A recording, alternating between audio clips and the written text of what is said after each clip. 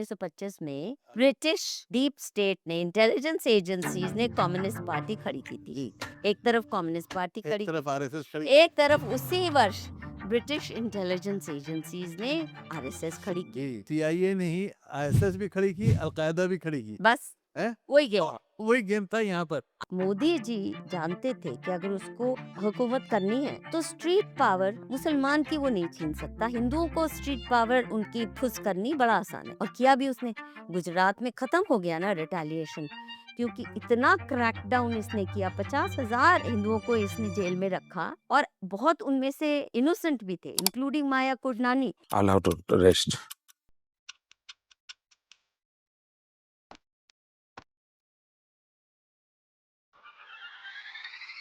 मैं यहाँ आया हूँ, मुझे तो माँ गंगा ने बुलाया। मोदी जी से बहुत प्रभावित हुई और उनकी पॉलिटिक्स की तरफ, उनकी आइडियोलॉजी की तरफ अट्रैक्ट हुई। तो क्या वजह थी? क्या आपको ऐसा नहीं, नजर आया कि देखिए, आप उसकी तरफ मैं attract हुई? कभी किसी पार्टी की तरफ कभी झुक नहीं, मोदी जी की सुनिए,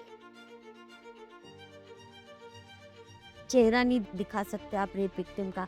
उसका चेहरा इतना ग्लोबली फेमस किया गया। फिर मैंने चार्जशीट पढ़ी, बकवास, अट्टर बकवास। नहीं, मरने के बाद तो दिखा सकते हैं ना, जब नहीं उसका नहीं नहीं नहीं नहीं, हत्या हो जाए। नो। सुना था कि बेहद सुनहरी है दिल्ली, समंदर से खामोश गहरी है दिल्ली। आपकी कम्युनिटी ने इतना धिम्मी बना दिया हर पॉलिटिकल पार्टी को। उनको लगता है इनके बगैर हम अनाथ हो जाएंगे। ये मत कीजिए। मोदी जी का महिलाओं की तरफ क्या रवैया है? वो महिलाओं के आज क्यों मुंह खुलवाते हो? मैं बहुत खोल चुकी हूँ। जो वो स्वामी ने एलिगेशन लगाया कि कुछ औरतों ने मोदी के साथ फिजिकल रिलेशंस बनाए और फिर बाद में उन्हें एमपीज बना दिया गया। मैं मोदी की इंटरव्यू की थी, तो मैंने पूछा कि ये क्यों अमेरिका वाले, और किसी को तो नहीं आज तक उन्होंने बैन किया। दिल्ली में दंगे हुए तब भी नहीं कहा कि वीजा नहीं देंगे चीफ मिनिस्टर को या प्राइम मिनिस्टर को।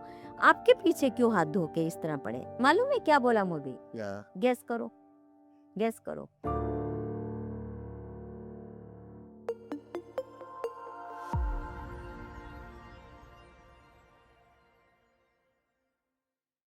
आज हमारे साथ मधु किश्वर जी हैं। इनको मैं पिछले 50 वर्षों से ज़्यादा से जानता हूँ, दिल्ली यूनिवर्सिटी के ज़माने से, जब ये मिरांडा हाउस की प्रेसिडेंट इलेक्ट हुई थी। उसके बाद ये पहली महिला थी जिन्होंने दिल्ली यूनिवर्सिटी में प्रेसिडेंट का इलेक्शन लड़ा। शायद अरुण जेटली जी के खिलाफ लड़ा था आपने। तो उस वक्त से ही ये बड़ी साफ गो रही हैं। जो कहना है, जो दिल में है, जो वो ज़ुबान पे है, वो कहती आई हैं। इनकी लड़ाइयाँ भी रहीं, और इन्होंने जो है नए अंदाज भी अपनाए, लोगों को नाराज भी किया, और अपने बहुत फैन भी बनाए। तो आज आप न्यूज़ में हैं, पहली बार नहीं, पहले भी हमेशा न्यूज़ पे रही हैं। लेकिन ये कि आज मैं इनसे शुरू, तो मैं इनके दिल्ली यूनिवर्सिटी के ज़माने से करूँगा कि आपने शुरू जो अपनी राजनीति की थी वो एसएफआई से शुरू की थी, स्टूडेंट्स फेडरेशन ऑफ इंडिया नहीं की नहीं नहीं कैंडिडेट थी आप। नहीं, वो शुरुआत नहीं थी, वो तो एक पढ़ाओ था। हादसा था। अच्छा। दुखदाई हादसा था जी। एसएफआई के साथ जुड़ना। जी। मैंने शुरुआत की थी मिरांडा हाउस में। पहले तो जैसे बहुत एक्टिव थी मैं कॉलेज के अफेयर्स में, तो डिबेटिंग सोसाइटी सेक्रेटरी, प्रेसिडेंट, फिर वाइस प्रेसिडेंट, फिर मिरांडा हाउस यूनियन की प्रेसिडेंट बनी थी जी। मैं। और उन दिनों क्योंकि जिन इश्यूज पे कभी कोई स्टूडेंट्स बात नहीं करते थे, उन सारे मुद्दों को हमने उठाया। मसलन अपने मेस कर्मचारियों के लिए लड़ाई लड़ी। आप तो जानते हैं स्टूडेंट पॉलिटिक्स बहुत ही सेल्फ सेंटर्ड थी उन दिनों। बस पास फ्री हो, हाँ। और ये फ्री हो, और उल्टे सीधे इश्यूज पे ही स्टूडेंट पॉलिटिक्स चलती थी, जो मुझे याद है। जी। तो हमने मिरांडा हाउस में, हम किसी पार्टी के साथ अलाइन नहीं थे, इंडिपेंडेंट थे। इनफैक्ट जो मेरी, आप मानेंगे नहीं, मिरांडा हाउस प्रेसिडेंटशिप की जो मेरी इलेक्शन थी, जी। जो मैं शायद 90% वोट से जीती या ज़्यादा, 25 रुपए कुल खर्चा था। वो भी उन दिनों ना 4 आने के पोस्टर आते थे, हाँ। हाथ से मेरे सपोर्टर्स ने बनाए, बड़े सुंदर पेंट किए, काश मैंने रखे होते। और जो विशेष हमारा एक बड़ा एक्टिव ग्रुप था, बहुत क्रिएटिव था, उनके कलाकृतियां भी बड़ी अच्छी बनाई। तो 25 रुपए में जीती। आप तो जानते हो उसके बाद अभी तो लाखों करोड़ों रुपया खर्च करते हैं लोग।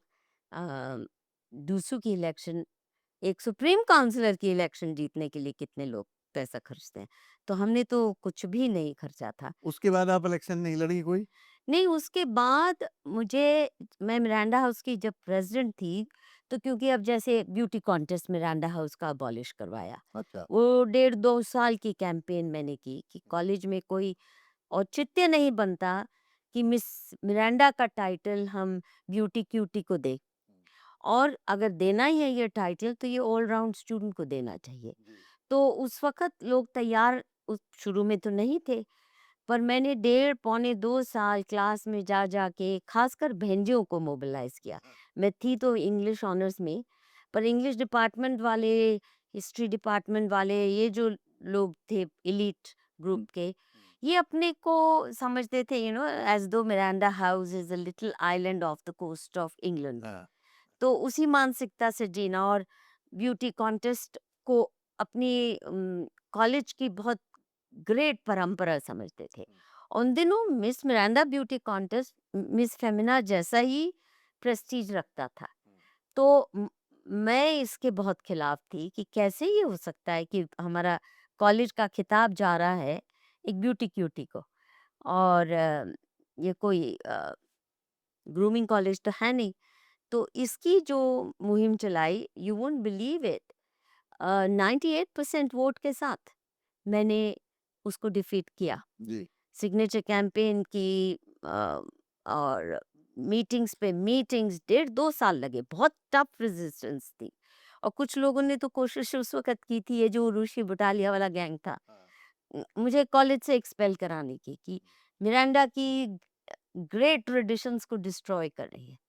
तो कई सारे चीज हमने, जैसे एक सर्वे किया था स्टूडेंट्स से कि आप अपनी टीचिंग क्वालिटी को कैसे जज करते हैं, क्योंकि मैं बहुत डिससेटिस्फाइड थी। मुझे लगता था कि मुझे मेरे साथ न्याय नहीं हो रहा है। मैं बहुत स्टारी आइड थी, पढ़ाई लिखाई सीरियसली करने आई थी, but I was not very happy with the quality of teaching and the content of teaching. तो हमने जब ये क्वेश्चनर किया और ये सर्वे किया, you won't believe it, overwhelming number of students said they unhappy. तो ये सब बातें, फिर कॉलेज की गवर्निंग बॉडी में स्टूडेंट रिप्रेजेंटेशन हो, वो हमने लड़ाई लड़ी और मिली।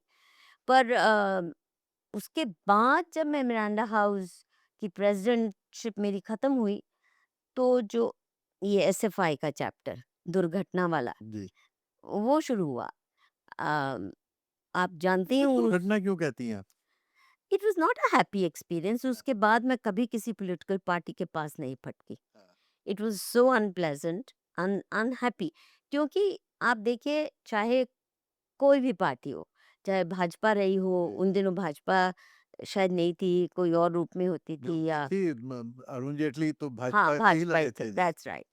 एबीवीपी हो, चाहे स्टूडेंट एनएसयूआई की भी एनएसयूआई या एसएफआई, उसी साल बन रही थी। गल बन रही थी। और जो उस वक्त ऑर्गेनाइजिंग कमेटी बनानी थी एसएफआई ने, उसमें मुझे शामिल किया गया, क्योंकि उनके पास कोई थे नहीं। बहुत जाने माने नाम थे नहीं। तो मुझे पकड़ा गया, और मैं सामाजिक न्याय के मुद्दों पर तो बहुत प्रखर थी, पर कम्युनिस्ट पार्टीज कैसे काम करती हैं ये नहीं मालूम था। तो मुझे कहा गया कि आपको इलेक्शन लड़ाएंगे। I was not very keen to do that, but I was pushed. अभी तो आप जानते ही हैं टिकट लेने के लिए क्या क्या नहीं महिलाएं करती हैं, but I was the first one. और तब तक कोई भी विमेंस कॉलेज डूसू से एफिलिएटेड नहीं था। हमारे ही काल में हमने पहला विमेंस कॉलेज था जो डूसू से एफिलिएट करवाया, ये कहते हुए कि ये सारी यूनिवर्सिटी की पॉलिटिक्स मेल स्टूडेंट्स क्यों मोनोपोलाइज करें, और ये जब चाहे हड़ताल कर दें, जब चाहे शीशे तोड़ दें, जब चाहे आंदोलन कर दें, हमसे कोई पूछता भी नहीं है, पर हमारे को कॉलेज बंद करना पड़ता है। तो हमने अपने स्टाफ के प्रिंसिपल के विरोध के बावजूद अफिलिएट कराया। So Miranda House was the first women's college to get affiliated. लेकिन आज अगर मुझसे कोई पूछे तो मैं कहूँ कि बहुत गलत था। दूर रहते इस पॉलिटिक्स से। स्टूडेंट पॉलिटिक्स बहुत वॉलेटाइल है और स्टूडेंट्स को पॉलिटिकल पार्टीज बहुत गैर इस्तेमाल करते हैं। और आप जानते हैं एसएफआई के बारे में भी कोई भी हमारी ऑर्गेनाइजिंग कमेटी फैसला लेती थी तो फिर पता चलता था हाईकमांड से ऑर्डर आया ये नहीं हो सकता, ऐसा नहीं है। उसको रद्द किया जाना है। और ये मुझे बात समझ नहीं आई कि दिल्ली यूनिवर्सिटी की पॉलिटिक्स सीपीएम के हेडक्वार्टर से ये मस्त नमूदरी क्यों तय करेंगे। या उन दिनों राणा देवी होते थे, जो भी होते हाँ। थे, तो ये मुझे बात बिल्कुल पसंद नहीं आई। और वो आपको अपनी जड़ों से काट के देखिए स्टूडेंट के क्या इश्यूज हैं। आपकी लाइब्रेरी अच्छी हो, तो आपकी आप टीचिंग आइडियोलॉजिकली इंक्लाइन नहीं थी मार्क्सिज्म की तरफ या लेफ्ट की तरफ? सामाजिक न्याय मुझे मुझे लगता है कि बहुत हद तक मैं गांधी से प्रेरित थी। हाँ। फिर गांधी का भी चश्मा तोड़ा मैंने पिछले 10-15 सालों में जब ज्यादा पता चला। पर मैं गांधी से ज्यादा प्रेरित थी बजाय मार्क्सिस्ट। और मार्क्सिस्ट पॉलिटिक्स जो है ना जमीन से जुड़ी नहीं है जी। क्योंकि एट की है वो हाँ हाँ क्योंकि हमारे काल के जितने टॉप नॉच मार्क्सिस्ट थे उससे पहले मैं मार्क्सिस्ट के कांटेक्ट में आई थी। युगांतर नाम का एक युगांतर जो दो प्रोफेसर्स थे माओइस्ट जी दिल्ली यूनिवर्सिटी में, पालदार और एक और। तो उन्होंने ये थिएटर का फ्रंट खोला हाँ और ब्रेक्ट का प्ले किया और उसके माध्यम से बहुत से स्टूडेंट्स को इकट्ठा किया। तो फर्स्ट ईयर में मैं उस युगांतर ग्रुप के साथ जुड़ी थी जो अधिकतर माओइस्ट थे। लेकिन इतने डबल स्टैंडर्ड्स देखे मुझे कि जो मेरे हमारे सीनियर्स थे स्टीफेंस के या हिंदू कॉलेज के, बात तो वो करते थे क्रांति की और बिहार में कैसे लोग घास की रोटी खाते हैं तुम्हें पता है ये वो, सारे के सारे फिर आईएएस आईएफएस में गए। तो ये मुझे बात नहीं समझ आती क्योंकि मैं इस मामले में थोड़ी ओल्ड फैशन्ड हूँ। करनी और कथनी में फर्क नहीं होना चाहिए। अगर मेरी करनी हो सकता है उन्हें भी कथनी समझ में आ गया हो कि ये गड़बड़ है, गलत है, तो इसलिए आईएएस आईएफएस में नहीं चले पर गए। दे डिजोन नहीं क्योंकि ब्यूरोक्रेसी में जाके भी वो उनको मार्क्सिस्ट बताते रहे। हाँ धुआंधार बातें चे गवारा के फॉलोअर बने रहे हाँ। और प्रो चाइना बातें कर रहे हैं या यहाँ पे भी रेवोल्यूशन की इंतजार कर रहे हैं कि हम कभी तो हाथ मिलाएंगे।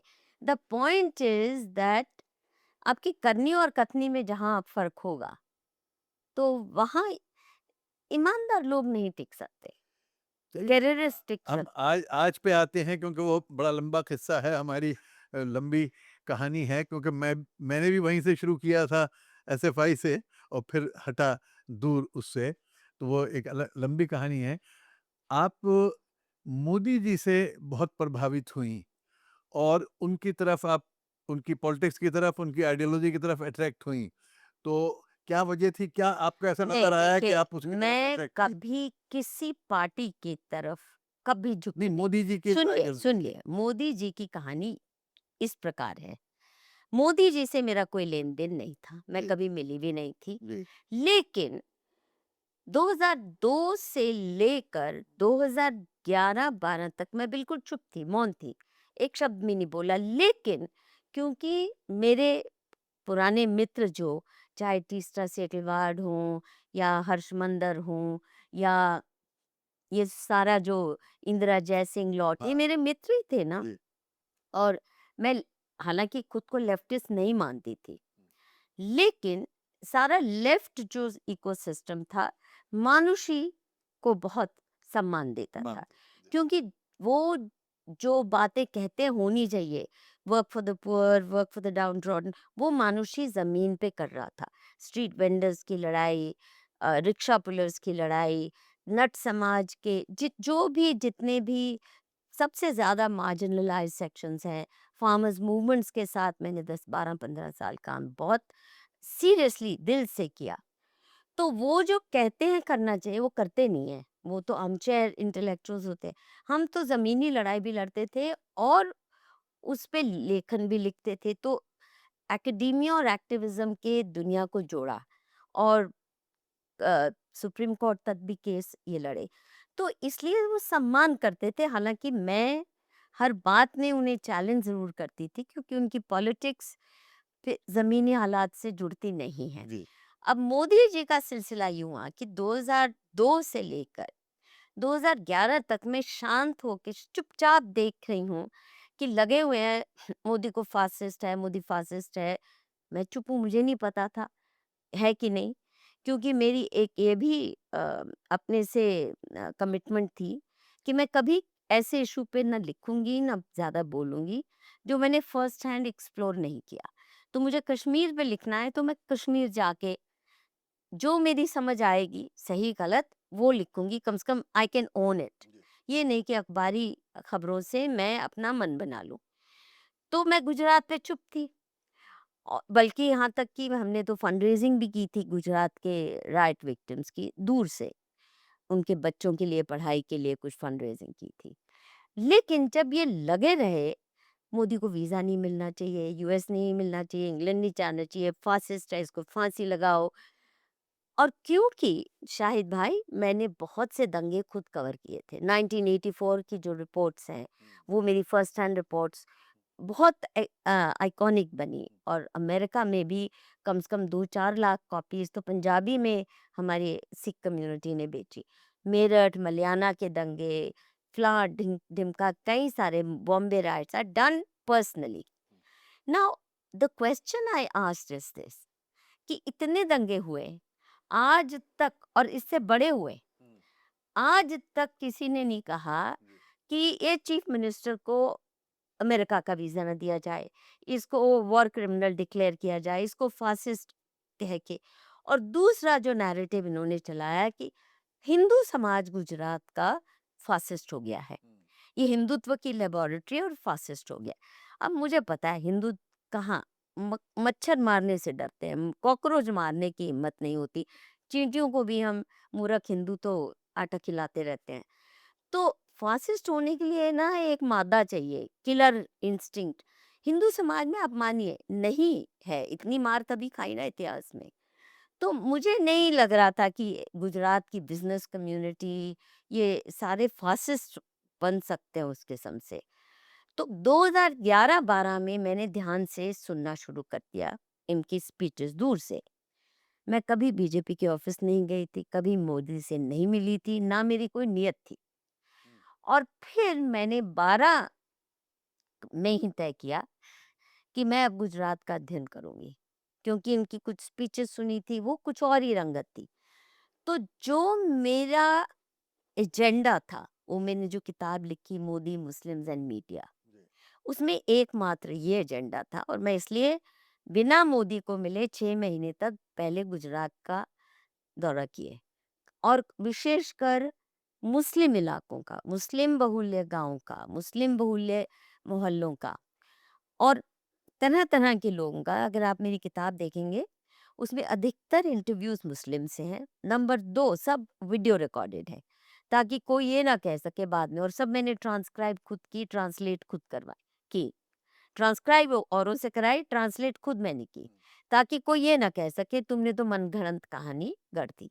6 महीने तक मैं गुजरात का भ्रमण किया बिना मोदी से मिले और मुस्लिम इलाकों में।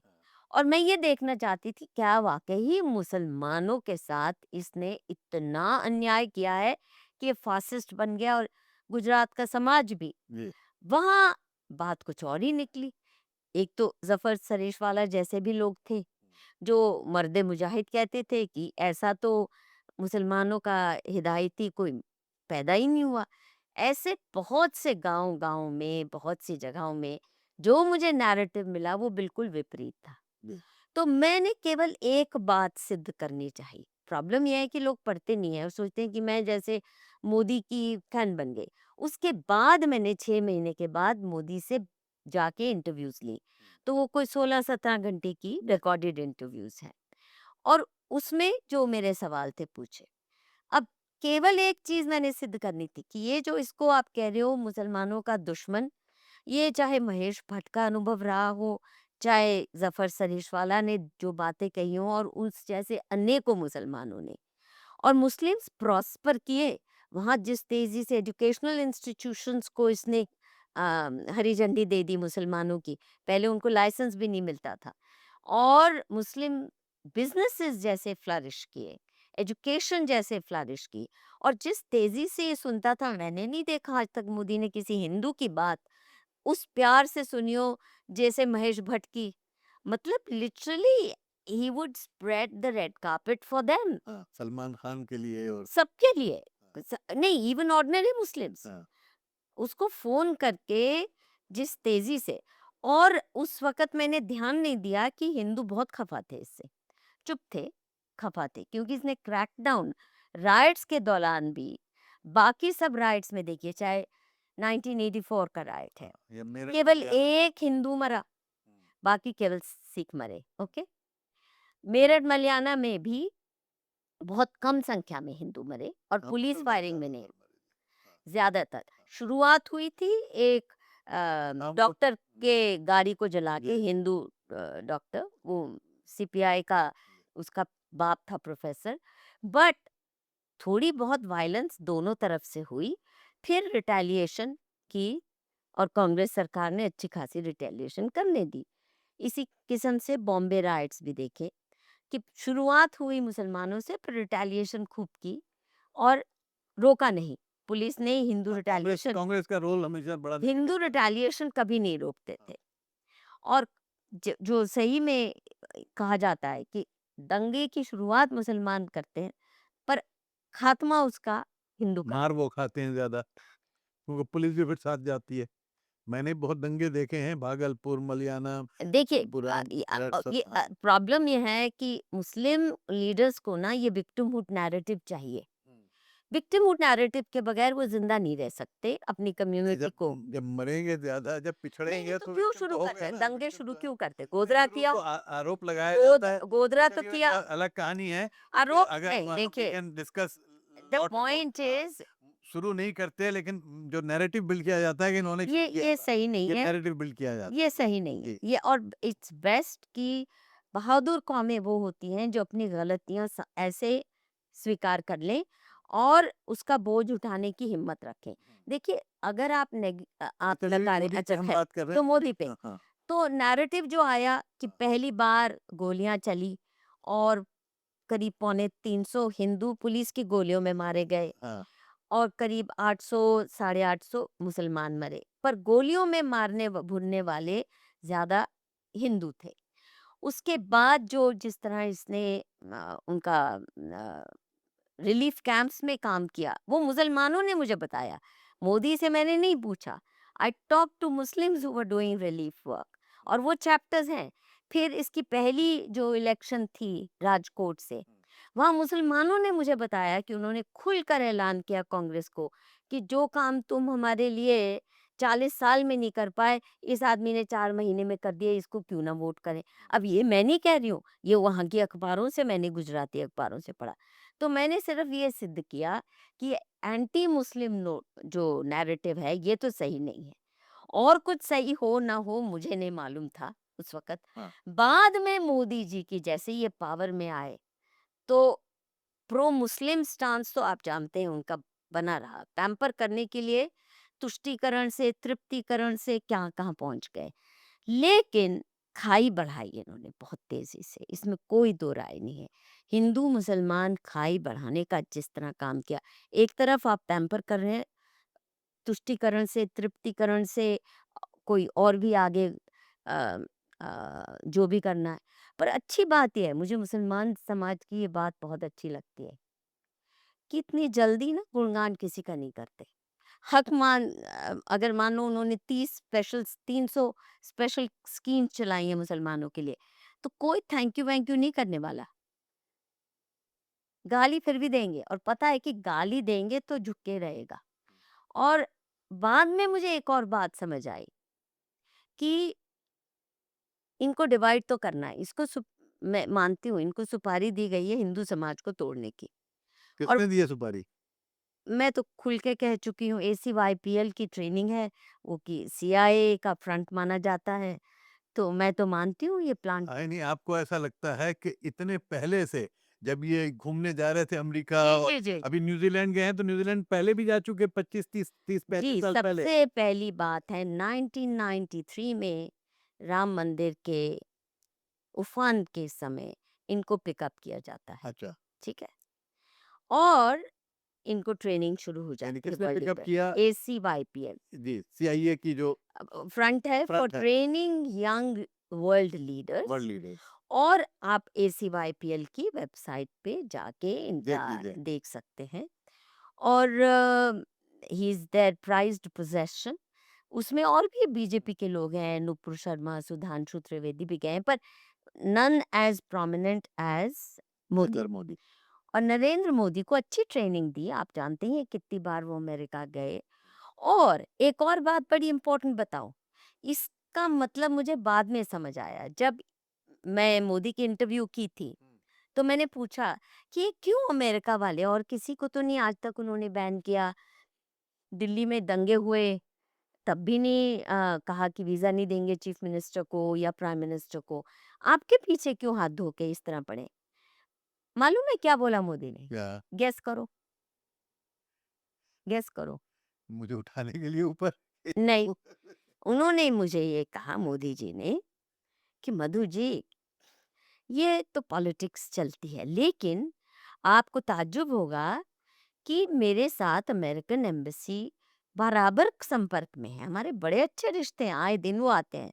उन्होंने कहा प्रूफ देख लीजिए, जब से मैंने Gujarat vibrant vibrant Gujarat summit शुरू की है, जी। आते ही तो अमेरिका से, ऑस्ट्रेलिया से, इंग्लैंड से, यूरोप के कंट्री से, कनाडा से भारी भरकम इन्वेस्टर्स की पलटनें आती हैं।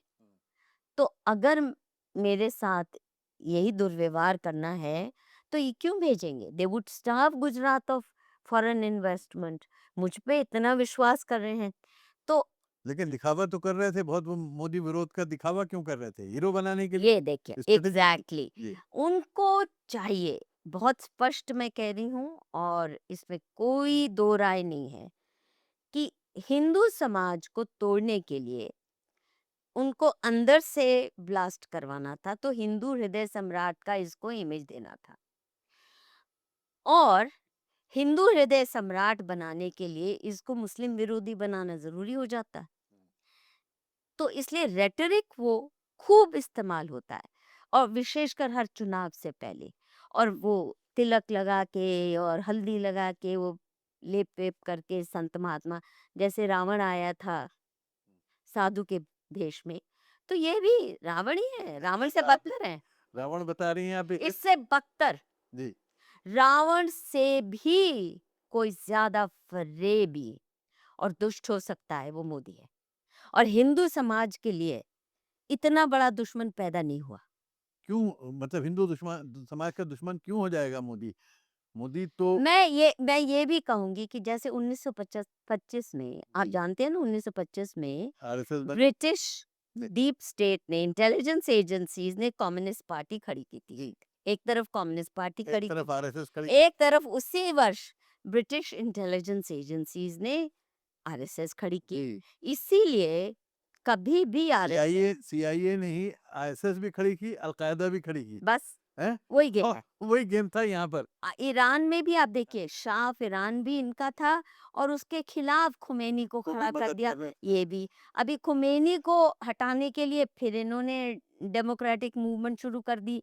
और ये American deep state, British deep state का पुराना खेल है कि अपना पपेट बिठाएंगे और उसके खिलाफ खड़ा भी कर देंगे। ये हिंदू समाज के खिलाफ था, या हिंदुस्तान के खिलाफ, कि भारत को इतना कमजोर कर दो लड़ा के कि उसको अपनी मुट्ठी में ले सकें, कंट्रोल कर सकें? देखिए, हिंदू समाज को तोड़ने के लिए उन्हें पता था कि जो काम हिंदू मुस्लिम टकराव कर सकता है, वो ईसाई नहीं कर सकता, क्योंकि ईसाई जो क्रिश्चियनिटी है वो क्या करते हैं, वो यूज कर रही है माओइस्ट का।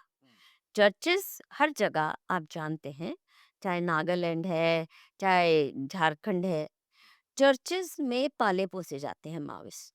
तो वो क्रिश्चियन अपने नाम से तलवार या बंदूक नहीं उठाते, वो ट्रेन करते हैं माओइस्ट को। तो मुसलमान जो हैं वो सीधे आ जाते हैं।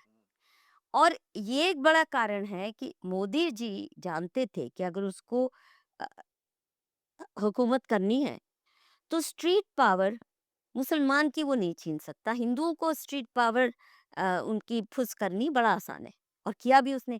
गुजरात में खत्म हो गया ना रिटेलिएशन, क्योंकि इतना क्रैकडाउन इसने किया। 50,000 हिंदुओं को इसने जेल में रखा, और बहुत उनमें से इनोसेंट भी थे, इंक्लूडिंग माया कोडनानी। माया कोडनानी की कभी कहानी पढ़ना, I am the only one who has written about it. It's such a horrible story. और माया कोडनानी को मदद करने के बजाय वाज वेरी हैप्पी। क्यों? क्योंकि वो अडवाणी की कैंडिडेट थी। ही हिमसेल्फ टोल्ड मी, मैंने अडवाणी जी को बहुत कहा था इनको टिकट मत दिलवाओ, बहुत हो गया, बट उन्होंने इंसिस्ट किया। तो ये आदमी ने हिंदू समाज की रीढ़ तोड़ी है और इतना अलगाव बढ़ाया है। जैसे संघ परिवार ने राम मंदिर का मसला, अभी मैंने बाबा लालदास की उन दिनों 1993 में इंटरव्यू जो की थी, इसमें खुद कह रहे हैं वो कि लोकली अयोध्या के हिंदू मुसलमान बहुत आसानी से मसला हल कर सकते थे। हाँ, ये बीच में कूदे एक तरफ अडवाणी से जी कूदने के संघी, बाद से फिर लेफ्टिस्ट। नहीं, ये जो जेएनयू हिस्टोरियन, एएमयू हिस्टोरियन और लेफ्ट पार्टीज, इन्होंने फसाद बढ़वाया। कांग्रेस कभी इधर कभी उधर, वाज नॉट क्लियर, पर संघियों ने और लेफ्टिस्ट ने, अगर इनकी एंट्री बैन होती है अयोध्या में, तो मसला लोकल लोग बड़े आराम से हल कर सकते थे। ये सभी वहाँ के पुराने निवासी कहते हैं। इन्होंने तो तबाही मचाई, और तब से स्कैम कर रहे हैं राम मंदिर के नाम पर, राम मंदिर मूवमेंट के नाम पर। अरबों रुपया खा लिया इन्होंने, पर पेट ही नहीं भरता। भूखे नंगे इतने हैं, क्या कहें। तो आप कहती हैं कि मोदी जी को आरएसएस ने ट्रेन करके भेजा कि हिंदुओं को नहीं, आरएसएस से ज्यादा इनकी एसीवाईपीएल की ट्रेनिंग ज्यादा इम्पोर्टेंट है। जी और आरएसएस का आप जानते ही हैं बहुत झुकाव रहा है वेस्ट के प्रति, अमेरिका की तरफ और वेस्ट की तरफ ब्रिटेन की तरफ भी। कभी हाँ, ब्रिटिश राज का इन्होंने विरोध नहीं किया ना, समर्थन किया है। समर्थन नहीं किया, मुखबिरी बन जाते थे। जी और यही कम्युनिस्ट करते थे। फ्रीडम मूवमेंट को कमजोर करने के लिए वो अपनी दोनों ने अड़ंगी हम अड़ंगी हाँ, लगा देते थे, कम्युनिस्ट भी। हाँ, तो इन दोनों को खड़ा किया, जैसे गांधी जी को खड़ा किया। तिलक की जो लेगेसी थी वो थोड़ा हिंदू अ, परिकल्पना के साथ, वो मतलब, तो गांधी जी ने डिरेल कर दिया वो सारा। मैं आप कहना चाह रही हैं कि गांधी जी भी ब्रिटिश डीप स्टेट के पैदा किए हुए थे। देखिए, इसमें दो राय नहीं है कि गांधी जी से जो व्यवहार अंग्रेजों ने किया है ना, कभी एक कंकर भी नहीं फेंका, लाठी मारना तो दूर। उनको अगर जेल भी रखा तो आगा खान पैलेस में रखा। शान शौकत से नेहरू जी को, गांधी जी को शान शौकत से रखा। और आप ये भी जानते हैं कि पटेल इलेक्शन जीते थे, और गांधी जी ने नेहरू को जबरन बनवाया, एक भी वोट नहीं मिली थी नेहरू जी को। तो क्यों क्या ब्रिटिश चाहते थे कि हमारे पीछे ये मकौले पुत्र ही बने। अच्छा, इसका मतलब ये नहीं कि नेहरू को डेविल हो गए। उनमें जो अच्छाइयां हैं उनको याद रखना भी जरूरी है, पर आप जानते हैं कि चहेते थे अंग्रेजों की, इसमें दो राय नहीं है। और अगर जिस तरह का लेडी माउंट बैटन के साथ इनका याराना था, तो वो तभी होता है ना जब आप बहुत फेवरेट रहे हो। ऐसे थोड़े ना। बाकियों को के साथ क्या, भगत सिंह को तो सूली पे चढ़ा दिया, सावरकर को तो कहाँ भेजा, और क्या क्या उसके ऊपर आतंक मचाया। जो असली फ्रीडम फाइटर्स थे, चंद्रशेखर आजाद, भगत सिंह, सारी जो वो पीढ़ी को तो खत्म कर डाला, और गांधी से करवाया। गांधी ने बचाया भगत सिंह को? नहीं। पर मोपला किलर्स के लिए खड़े हो गए गांधी, कि इनका मजहब कहता है कि मारो काफिरों को, तो ये तो करेंगे। कोई एक शब्द नहीं उनके खिलाफ बोला, बल्कि कांग्रेस रोई कि आप कर क्या रहे हैं। मोपला लोगों ने जो हिंदुओं के साथ केरला में किया है, मालाबार में किया, बिल्कुल बारबैरिक है। गांधी बोले but you I will not condemn it because ये उनका मजहब कहता है करो। अच्छा। पार्टीशन में भी उन्होंने हिंदुओं को क्या कहा, अगर तुम्हें मारने आए मुसलमान तो श्री राम कह के welcome death, it will be the highest tribute to your dharma, ये बोलते थे ना।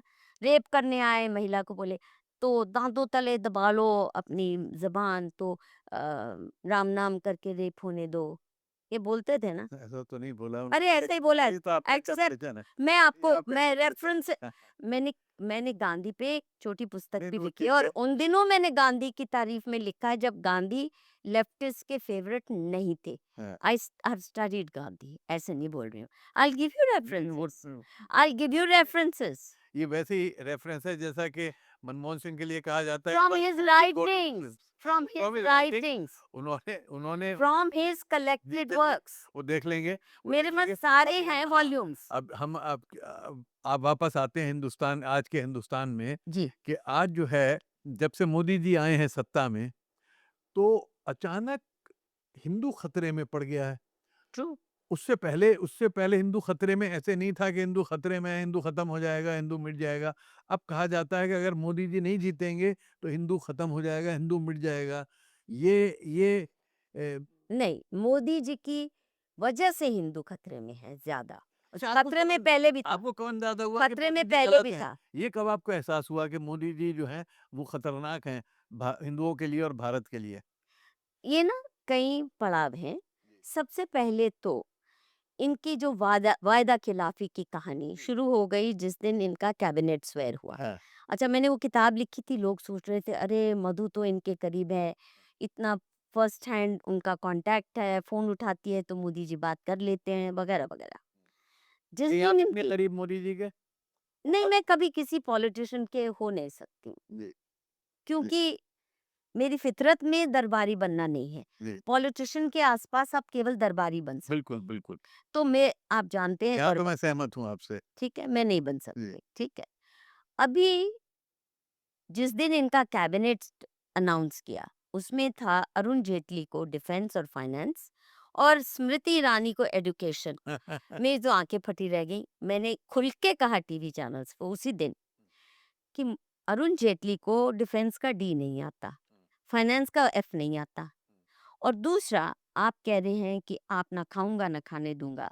Arun Jaitley is not known for anti corruption stance in politics, he is a fixer, you know, he is a very popular man. बहुत हर party में उनके चहेते मिलेंगे, fixer है वो। बट फिक्सर है। ऐसे आदमी को आप डिफेंस में रख रहे हैं जहां सबसे ज्यादा करप्शन की संभावना, और इनको बोफर्स के लिए भेजा था, खराब करके आए थे अरुण जेटली, सब जानते थे। दूसरा, स्मृति ईरानी अब बहुत आर्टिकुलेट है, हाई मेरे स्कूल पास भी नहीं वो। 12वीं ज्यादा से ज्यादा, हाँ। ठीक है। अब 12वीं पास है, कॉलेज की शक्ल नहीं देखी, यूनिवर्सिटी गई नहीं, आपने हमें ये कहा जैसे न खाऊंगा न खाने दूंगा, नौटंकी साला। इसी किस्म से 21वीं शताब्दी में विश्व गुरु बनेगा in the domain of knowledge. Knowledge है। ये 21वीं शताब्दी जो है नॉलेज की सेंचुरी है और यहाँ विश्व गुरु बने। ये तो विश्व कुली भी नहीं बनेंगे, सब हम मैकडोनल्ड्स में जाके हम भी कुली झाड़ू बनते पोछा हैं। लगाएंगे। हाँ। और सास बहू सीरियल की हीरोइन, पॉपुलर हीरोइन जी। बनना, ठीक है, हाँ। सलाम कीजिए उन्हें उस बात का, लेकिन शिक्षा मंत्री के लिए तो ये ये क्वालिफिकेशन तो है ही वाइस नहीं। चांसलर को प्रोफेसर्स को बुला के डांटती थी। रोते हुए निकलते गाली थे। करती रोते हुए निकलते थे। मैंने जब ये सवाल उठाया, टीवी चैनल्स ने बहुत उछाला, क्यों, अरे मधु, सभी ने कहा ये तो तुम्हारा मधु पे बैक टाइम था, अभी तो तुम्हें ये मिलना था। मैंने कहा मुझे चाहिए ही नहीं था, जब मुझे चाहिए होता तो कांग्रेस में आरोप तो मेरे, यही लगाते हैं कि आप चाहती थी कि आपको एचआरडी मिनिस्टर बनाते, आपको उम्मीद ये थी लेकिन नहीं मिला तो आप नाराज हो गई। ये कितनी मूर्ख बात है। असल में मुझे कुछ चाहत होती ना जी, तो कांग्रेस वाले दिलदार हैं, जी, मेरे अच्छे दोस्त आज भी कांग्रेस में ही हैं जी। और उनको टैलेंट की कदर भी करना आता है। हाँ। भाजपा में they are talent averse, they hate people who have a mind of their own, और पढ़े लिखे और बेबाक बात करते हैं। तो मैं इनके दरबार में तो फिट बिल्कुल ही नहीं आ सकती। कांग्रेस में अगर मुझे ऑफर हुई थी बाय द वे, इससे पहले चीजें मुझे वीपी सिंह के ज़माने में विमेंस कमीशन का चेयरपर्सन ऑफर हुआ। मैंने कहा नहीं, it's a very inefficient corrupt organisation, मैं जाके करूंगी क्या, लाल बत्ती की गाड़ी कांग्रेस मिल ने आपको क्या ऑफर किया? कांग्रेस ने, एक मिनट सोचने दो मुझे, वीपी सिंह वाजपेयी जी ने हाँ। मुझे इंफॉर्मेशन कमिश्नर के लिए मुझे कहा अपना सीवी भेजा जाए, हाँ। उनके एक सीनियर ऑफिसर ने, मैंने नहीं भेजा, क्योंकि जिसको लुटियंस दिल्ली का बंगला एक बार रास आ जाए ना, फिर वो कहीं का नहीं वो रहता। बिल्कुल, दूसरा, बात आपकी ठीक। जबान बंद हो जाएगी, हाँ, आपके ऊपर ठप्पा लग जाएगा पार्टी का। एक ये मोदी पे किताब लिख के ही मैं पछता रही हूँ, वो ठप्पा आज तक इतना बड़ा कलंक। तो मैंने 2014 से ही धोना शुरू कर दिया अपना कलंक तो अपने आप ही। तो उसके बाद देखिए डिमोनेटाइजेशन, यानी खुल के विरोध किया, और बहुत बड़ा स्कैम था ये, अन्याय था। कैसे था स्कैम ये डिमोनेटाइजेशन? जितनी वो वो कह तो रहे कहते थे थे कि पाकिस्तान मैंने पाकिस्तान का आतंकवाद खत्म कर दिया, काला पैसा खत्म कर दिया, बकवास, और अगर मैंने कुछ बुरा किया है तो मुझे ऐसे किसी करीब के चौराहे पे ले वो जाके टाइम आ ही जाएगा इनका, जी। आएगा टाइम चौराहे वाला भी। उनको चिंता नहीं करनी चाहिए, गुस्सा इस वक्त इतना है। देखिए जितने इन्होंने कहा सर्कुलेशन में नोट हैं, जी, उससे ब्लैक, ज्यादा। उससे ज्यादा वापस आ गए। रिजर्व बैंक के हमारे मित्रों ने जो अंदरूनी कहानियां बताई हैं, रुलाई आती है, शर्म आती है, और कोई हिसाब नहीं रखा। तो इसका मतलब आपने ब्लैक को व्हाइट किया, झूठ बोलते हैं। दूसरा, ये फिर ना जो दबाव हो गए, जी, जो कितने ऐसा पैसा था जो पाकिस्तान से कहीं से छप के आया था उसे भी आपने वाइट कर वाइट दिया, कर दिया, क्योंकि जितने छपे थे नोट उससे ज्यादा वापस ज्यादा आए। वाइट कर तो ये दिया। कहाँ से आए? इतना फरेबी इंसान, नंबर वन। नंबर दो, कितने बिजनेसेस तबाह हो गए, तबाह हो गए। इस व्यक्ति को जरा शर्म नहीं आती, और ये नौटंकी करता रहता है जैसे कि ये देश के भले के लिए और ब्रह्मांड के भले के लिए महामानव है ना, सिर्फ देश का थोड़ी सोचता है। उसके बाद आते हैं हम, बीच में कई सारी और हरकतें हैं, जैसे एसजीपीसी हम्म, एक्ट में जब इसने बदलाव किया अरुण जेटली के कहने पे, सहजधारी सिखों को डिसएनफ्रेंचाइज किया। सब जानते हैं कि सहजधारी सिख जो वोट बैग, मतलब 70 लाख से ज्यादा थे एसजीपीसी के मेंबर्स में, वो ब्रिज बिल्डिंग का काम करते हैं। खालिस्तानियों को थोड़ा कंट्रोल करके रखने का काम सहजधारी ही करते हैं। इसने डिसएनफ्रेंचाइज करवाया कि आप वोट ही नहीं दे सकते, सहजधारी। मैंने तब भी लिखा, मेरे ट्वीट मैं अभी भी दिखा सकती हूँ, मोदी जी ये अक्षम्य अपराध है, history will not forgive you this crime. और आप देखते हैं उसके बाद फिर इसने वो खालिस्तानी जिनको कांग्रेस ने ब्लैक लिस्ट किया था कि वो वापस नहीं आ सकते, कनाडा से, अमेरिका से, इंग्लैंड से, ऑस्ट्रेलिया से, इसने रेड कार्पेट रोल कर दिया। तो उन्होंने भी थैंक यू के एवज कर दिया वो सिंगू बॉर्डर इसके लिए। और इसकी हिम्मत नहीं हुई, आप बताओ, 56 इंचिया सीने वाला बंदा, साल भर हाईवे ब्लॉक है। उस वक्त के भी मेरे ट्वीट्स देखिए, मैंने इसको बार बार कहा, ये ड्रेस रिहर्सल है। अगर कल पाकिस्तान या चाइना अटैक करता है, आपके हाईवेज ब्लॉक कर रहे हैं जो बॉर्डर तक जाते हैं, आपकी आर्मी कैसे जाएगी? 10-10 किलोमीटर पे एक शाहीन बाग बैठा होगा, एक सिंगू बॉर्डर बैठा होगा, कैसे आपकी आर्मी पहुंच जाएगी? आप कर क्या रहे हैं? हाईवे किस देश में ब्लॉक किए जाते हैं, करने दिए जाते हैं? और ये दब्बू बन के इसने दोनों को कैसे खुला छोड़ दिया।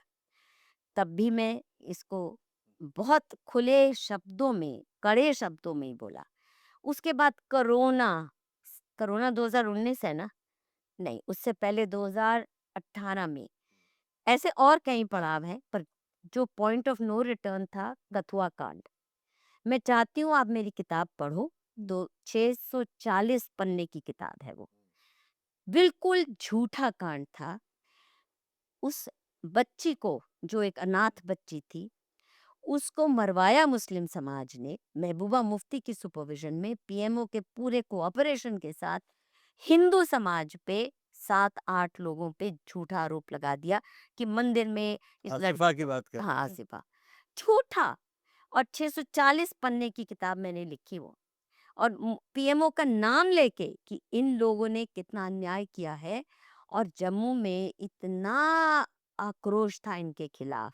लेकिन जम्मू तो इनके साथ है, मोदी जी का समर्थन में है, ईवीएम बीजेपी के साथ है। ईवीएम मैनेज करो जो भी। और कांग्रेस की मूर्खता ये है कि ये नौटंकी करते हैं प्रो हिंदू होने की। कांग्रेस नौटंकी भी नहीं करना चाहता हिंदू मुद्दों को। हिंदू के जख्म पे मरहम लगाना तो दूर, थूकते हैं या मिर्ची डाल जाते हैं बेवकूफ। और इसीलिए वो अपने को मार्चों में जख्म लाए आप कहती हैं कि मोदी ने जख्म लगाए हिंदुओं के? बहुत ज्यादा। हम्म? मैंने जिंदगी में लेकिन कभी अपने को इस देश के 110 120 करोड़ कितने हिंदू हैं, वो सब बुद्धू हैं, बेवकूफ हैं, उनको समझ नहीं आपको आ नहीं रही। पता वो तो अपना ये अपना सबसे देखिए बड़ा लीडर मानते हैं कि ऐसा तो हुआ ही नहीं आज तक। 2014 श्री राम के बाद एक मोदी हुआ। हिंदू वैसे मूर्ख ज्यादा है मुसलमानों से, इसमें कोई शक नहीं है, ये मैं खुल के कहती हूँ। मुस्लिम समाज से सीखना चाहिए हिंदुओं को, क्योंकि ना तो हिंदुओं में शत्रुबोध है, ना वो ध्यान से वॉच करते हैं। जैसे मैंने मान लो किताब लिखी, अब लोगों ने सोचा मैं जी दरबारी बन गई, मैंने कहा नहीं, मेरे मैं तो मोदी, आपको मालूम होना चाहिए वो किताब मैं मोदी को देने भी नहीं गई एक कॉपी। आपने कभी मोदी के साथ मेरी नहीं फोटो देखी? नहीं नहीं नहीं ना। नहीं तो कायदे से कोई उसको छापने को तैयार नहीं था, मुझे अपने पैसे से छापनी पड़ी। कोई रिलीज करने को तैयार नहीं था, राम जेठमलानी के घर में करनी पड़ी। आईआईसी ने कैंसिल कर दिया, he was so hated. Gandhi Peace Foundation ने कैंसिल कर दिया हमारा बुक रिलीज। पर मैं इसको देने नहीं गई कॉपी, क्योंकि मुझे तब तक अंदाजा होने लगा था कि कुछ तो गड़बड़ है। खैर, but most importantly the point I am trying to make is, Hindu समाज है ना वॉच नहीं करता, नारों पे चला जाता है। तो इसने जाके जय श्री राम कर दिया, भारत माता की, जो भी नौटंकी जय करवाते हैं, तो हिंदू बह जाते हैं, क्योंकि बाकी पार्टियां इतना भी नहीं करती। वो तरसे हुए हैं कि कोई हिंदू अपने को कहने की हिम्मत तो करे। तो ये तो भगवा भी पहन लेता है और वो विभूति भी लगा लेता सलमान है। की टोपी पहनने से भी इनकार कर दिया इसने। नहीं नहीं, वो अच्छा, आई am the only one who recorded it in detail. वो कहाँ हुआ था? गोधरा में इनकी बहुत बड़ी मीटिंग थी, और राजदीप सरदेसाई ने बहुत इससे मेरी धुलाई मैंने की उसकी एक वीडियो में, इसी बात पे। ये व्यक्ति एक मुसलमान बिना प्लानिंग के एकाएक स्टेज पे आता है, और उसके हाथ में 2 चीज़ें हैं, एक टोपी है, एक हरे रंग का दोशाला है जिसमें कलमा लिखी गई है। हुँ। ये मेरे पास वीडियो है, हुँ। और कलमा लिखी गई हैं। तो मोदी कहता है टोपी मत पहनाओ, कलमा ओढ़ा दो। वो कलमा वाली शॉल मोदी ओढ़ता है। लेकिन ये जो धूर्त राजदीप सरदेसाई, बरखा दत्त, मोदी ने टोपी नहीं पहनी, टोपी नहीं पहनी, और मुसलमानों को बहुत हथियार मिल गया। 4 साल का बच्चा भी, चाहे केरल में जाओ, चाहे आप महाराष्ट्र में जाओ, कहीं जाओ, वो कहेगा मोदी ने टोपी नहीं पहनी, टोपी नहीं पहनी। अच्छा, मोदी तो हर तरह की टोपी पहनता है, और लेकिन ये तरह-तरह की टोपी शॉल हजारों। कलमा वाली उसने कलमा ली से पढ़ना थोड़ी आता था। नहीं। इसने कुरान पढ़ी है, जफर ये तो वाला ने, ये भी थोड़ी आती है। पर उसे पता तो है कलमा है। आप ज़फर मैं खान ना वाला की हर बात को मानती लेट हैं। मी बी वेरी क्लियर, जी, let me be very clear. मैं कलमा वाली शॉल ना हाँ, पहनूं, टोपी भले ही पहन लूं, हाँ। मैं शॉल ना पहनूं, क्योंकि उस कलमा के अनुसार मैं तो काफिर हूँ और वाजिब कत्ल हूँ। इसलिए मैं वो नहीं स्वीकार करूं। इसको वाजिब कत्ल हिंदू लगते ही है, ये मरवाना ही चाहता है हमें। तो इस आदमी ने, अब वापस आते हैं उस कहानी पे जहां हम थे, कई सारे 2-3 पड़ाव। पड़ाव और भी हैं। हाँ, कथुआ कांड हाँ। Was point of no return, वो आपने क्योंकि बताया जी। मैंने फैक्ट्स पे बेस इनको दी किताब, हुँ। कि मैंने सोचा शायद इन्हें पता नहीं है, पर पता था, क्योंकि कथुआ का जो एमपी है उस इलाके का, वो तो पीएमओ में सीबीआई इंचार्ज था।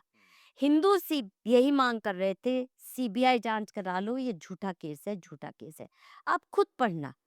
और मैं आपको गिफ्ट करूंगी वो नहीं नहीं, कॉपी। मैं ले लूंगा किताब। इतनी झूठा नैरेटिव चला के हिंदू समाज को इतना बदनाम ग्लोबली इन्होंने करवाया, और वो झूठा था जिसमें ये बरखा दत्त, इंदिरा जयसिंह जुट गई और सुप्रीम कोर्ट भी इनके साथ हो लिया। उसका एक प्रूफ है, रेप विक्टिम का नाम आपको पता है, आपको जेल भेजा जा सकता है। मैंने जब आसिफा का नाम आसिफा ऑफ कथुआ किया गूगल, 4 करोड़ आसिफा के नाम पे एंट्रीज हैं हर भाषा में, अंग्रेज।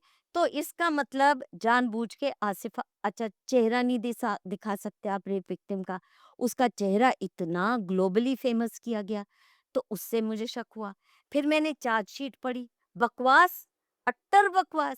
जब मरने के बाद तो दिखा सकते हैं ना, जब उसके नहीं उसकी नहीं नहीं नहीं नहीं, हत्या हो जाए। नो नो, रेप विक्टिम आज तक भी आपको वो जो इंडिया गेट पे जिसके होते थे, क्या नाम उसको बोलते हैं, अ, जो बड़ा फेमस रेप केस था जिसके बाद रेप लॉ अमेंडमेंट हाँ हुआ। हाँ, जो बस में हाँ, जिसको बस में रेप किया था। निर्भया बोलते हैं। हाँ, आज भी उसका नाम किसी को नहीं पता, आज भी उसकी शक्ल किसी ने नहीं देखी। इस लड़की की ग्लोबली फेमस कैसे की, बरखा दत्त ने, तो इसके निधि पीछे भी राजदान ने, क्या मोदी का खेल था? ये सब इकट्ठे थे। जी। महबूबा मुफ्ती, पीएमओ, और ये डेमोग्राफिक अच्छा, इक्वेशन का सिलसिला। कोविड पे आए।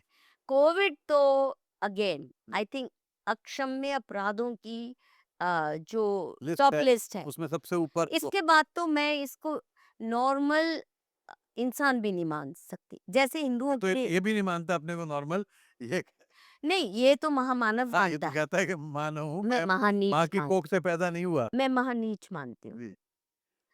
और इसलिए, क्योंकि अगर मुझ जैसे नॉन मेडिकल व्यक्ति को, मैं जी। तो कोई डॉक्टर नहीं हूँ, कॉमन सेंस कि तभी भी खबरें आ रही थी कि ये मैन्युफैक्चर्ड है, हम्म। ठीक है, गूगल सर्च करके मैंने पता कर लिया। बट मोर इम्पोर्टेंटली, हमें बचपन में बताया जाता था कोई भी वायरस है 5-6 दिन आता है चला जाता है, उसका बुखार चढ़ेगा और आपको करना क्या है, रेस्ट करना है, खूब लिक्विड्स लीजिए और रिहाइड्रेट करते रहिए, खाना लाइट रखिए, भूखे ही रखिए, और आपका सिस्टम अंदरूनी जो इम्यून सिस्टम है उसको मजबूत करने के लिए वो काढ़े वाढ़े जो हमारी नानी दादी देती थी और उसी से हमें ठीक करती थी, वो लीजिए।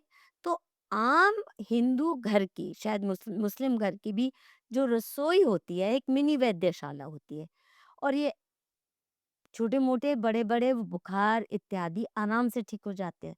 और इसको पता था कि वहां पे इसके बारे में चर्चा शुरू हो चुकी है, मैन मेड है।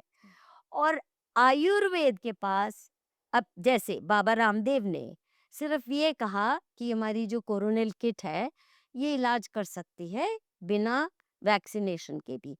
इसने 1500 क्रिमिनल केसेस बाबा रामदेव के खिलाफ होने दिए, उससे माफी मंगवाई, कोरोनिल किट वापस दिलवाई, और द फैक्ट इज मैंने जैसे बिल्कुल नहीं लगाई, मैंने कोई मास्किंग नहीं ये की। क्यों किया मोदी ने?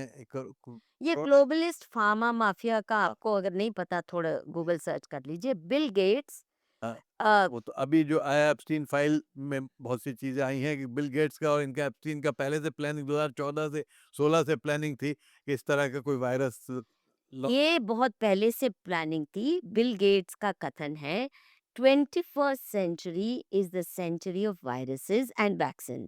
हाँ। ये लिखित स्टेटमेंट्स भी हैं, उसके लेक्चर्स भी हैं। सेकेंडली, उस ग्लोबलिस्ट माफिया जो है उसका खुला एजेंडा है, और बिल गेट्स की वीडियोस मेरे पास हैं जो कह रही हैं कि इस धरती पर केवल 10% लोग रहने चाहिए, बाकी 90% मर जाने खात्मा। चाहिए। और वो 90% का कैसे खात्मा होगा, ये वैक्सीन इंतजाम कर लेंगी। आपका डीएनए बिगाड़ती हैं, आपका इम्यून सिस्टम तबाह करती हैं, 10 और बीमारियां, और लाखों करोड़ों लोग मरे हैं वैक्सीनेशन के बाद, और एंडेंजर हुई है हेल्थ। अब ये सब मालूम था, और आयुर्वेद के धरती पर आप ये वैक्सीन लगवा रहे हैं एक वायरस के लिए, और आपको पता है ये फ्रॉड है। कोई वैक्सीन की ट्रायल, वैसे भी ट्रायल भी इनकी जो वेस्टर्न फार्मा कंपनीज है ना, दे आर अ माफिया। हर चीज में वो उनको ट्रायल भी हिंदुस्तान में ही आके करते हैं। नौटंकियां। हाँ, अब वो एचपीवी एक वैक्सीन बना भी रखा। लगवा रहा है। हाँ, हमारी टीनेज बच्चियों को जबरन स्कूल के दौरान हाँ, ये के बड़ा माध्यम से अजीब हो रहा है, मोदी जी तो जबरदस्त माफ लगा। करेंगे, हुँ। जेनोसाइडल है ये, राक्षस मेरे लिए देखिए प्रॉब्लम है कि हिंदी भाषा में, संस्कृत भाषा में मोदी जैसे दुष्ट के लिए कोई शब्द भी नहीं है। राक्षस शब्द नहीं। नहीं, राक्षस भी धर्म होता है, उनका भी धर्म होता है। वो भी अपनों को नहीं मारते, दूसरों को मारते, ये अपनों को मारता है। और मासूम बच्चों को आज के दिन नवजात शिशुओं को 25-25 वैक्सीन लगाई जा रही हैं और सबको मालूम है कि दे आर लीथल। ये बिल गेट्स का एजेंडा है। और मैं मानती हूँ कि हिंदू समाज का विशेषकर, हालांकि ग्लोबली ये सबने स्वीकार कर लिया, ये जो दिमाग का सरकारीकरण हुआ है, ये तथाकथित लोकतंत्र ने किया है, डेमोक्रेसी, वेस्टर्न डेमोक्रेसी। सरकार नोज बेस्ट। जो सरकार कहे अपनी पत्नी से कैसे व्यवहार करना है, वो सरकार बताएगी। क्या जायज है, क्या गलत है, वो बताएगी।